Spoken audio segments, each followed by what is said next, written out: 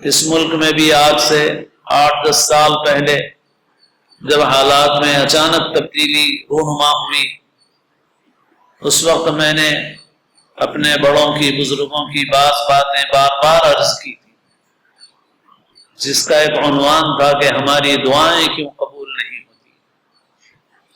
لوگوں نے بکثرت اس وقت سوال کیا تھا، کیونکہ لوگ بہت دعا کر رہے تھے، بہت وظیفے پڑھ رہے تھے، بہت قنوت پڑھ رہے تھے، مگر تمام وظیفوں، دعاؤں، قنوت سب کے اہتمام کے باوجود نتیجہ ایسا سامنے آیا جو ہمارے لیے ناخوشگوار تھا۔ تو لوگوں نے بہت سوال کیے، جگہ جگہ سے نوجوان علماء بھی پوچھتے تھے کہ لوگ ہم سے پوچھ رہے ہیں کہ ہماری دعائیں کیوں قبول نہیں ہوتی ہیں۔ تو اس وقت ہم نے حضرت محی السنہ مولانا شاہ ابرار الحق صاحب رحمۃ اللہ علیہ کی بعض باتیں عرض کی تھی۔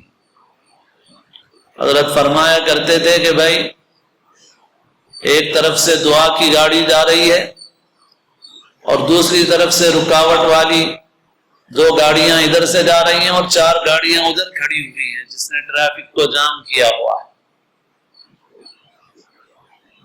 دعا اس وقت قبول ہوگی جب اللہ کی نافرمانیوں کو چھوڑو گے، بڑے بڑے گناہ چھوڑو گے، ورنہ دعا ادھر سے جاتی ہے، ادھر سے گناہ رکاوٹ بن جاتے ہیں اور وہ گناہ آڑ بن جاتے ہیں، دعا کی قبولیت اس کی وجہ سے رک جاتی ہے۔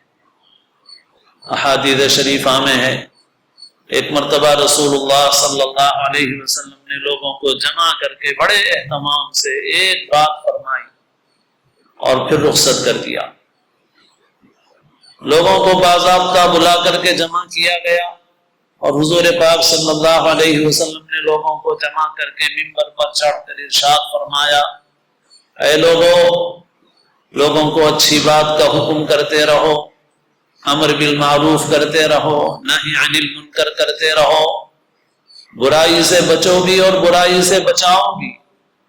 اگر تم یہ کام چھوڑ دو گے تو ان قریب اللہ تعالیٰ تم پر ایسا عذاب مسلط کرے گا کہ پھر تم دعائیں کرو گے اور تمہاری دعائیں قبول نہیں ہوں گی۔ تو بے شک دعا کرنا ہے، دعا کے بغیر تو چارہ ہی نہیں ہے، دعا کے سوا اور ہے کیا؟ مگر ایک بات تو یہ بھی ہے کہ دعا ہی نہیں کر رہی۔ امام صاحب پڑھ لیں اور ہم لوگ صرف آمین آمین کہہ دیں، معنی نہیں معلوم، مطلب نہیں معلوم، دل میں کوئی کیفیت نہیں ہے۔ قنوت نازلہ پڑھ لی امام صاحب نے، ہم نے آمین آمین کہہ دی، اس قنوت کا معنی مطلب سمجھو۔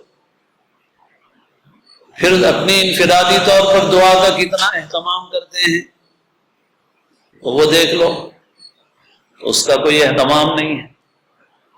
تو اول تو دعا میں بھی جان نہیں، دعا کی شکل ہے، دعا کی حقیقت نہیں۔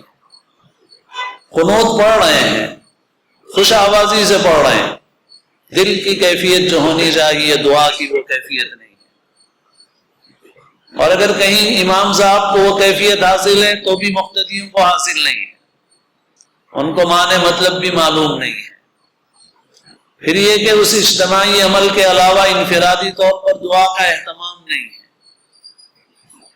پھر اس دعا کی قبولیت کے لیے جو چیزیں ضروری ہیں ان کا اہتمام بھی نہیں۔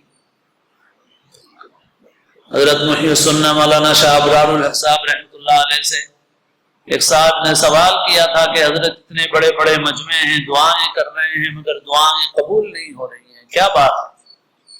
تو حضرت نے پوچھا تھا آپ کیا کرتے ہیں؟ انہوں نے کہا کہ حضرت میرا کپڑوں کا کاروبار ہے مگر اب سارا بچے سنبھالتے ہیں، میں کچھ نہیں کرتا۔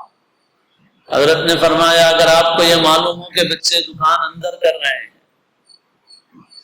کاروبار ڈبا رہے ہیں، گھاٹے خسارے کی طرف لے جا رہے ہیں، تو آپ کیا کریں گے؟ تو انہوں نے کہا کہ اپنے بچوں کو سمجھاؤں گا بجھاؤں گا، سمجھانے کے باوجود نہیں مانے تو کیا کریں گے؟ تو ان صاحب نے کہا کان پکڑ کے نکال دوں گا، نوکروں کو رکھ کے خود کاروبار کر لوں گا۔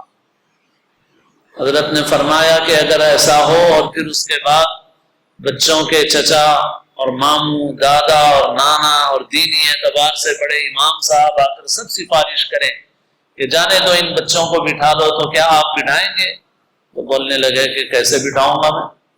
کیوں نہیں بٹھائیں گے بھائی، سب لوگ سفارش کر رہے ہیں، رشتے کے اعتبار سے برابر والے بھی، بڑے بھی، دینی اعتبار سے بڑے بھی، سب دعا سفارش کر رہے ہیں، پھر آپ کیوں نہیں مانیں گے؟ تو انہوں نے کہا کہ بچوں نے خود تو نہیں کہا کہ ہم آئندہ یہ حرکت نہیں کریں گے، تو میں ان سارے لوگوں کے کہنے سے بچوں کو کاروبار پہ کیسے بٹھاؤں گا، غلے پہ کیسے بٹھاؤں گا، کاروبار کیسے حوالے کروں گا؟ حضرت نے فرمایا آپ کی بات کا جواب ہو گیا، سارے لوگ دعائیں کرنے والے دعا کر رہے ہیں، مگر امت اپنے حالات تبدیل کرنے کے لیے تیار نہیں۔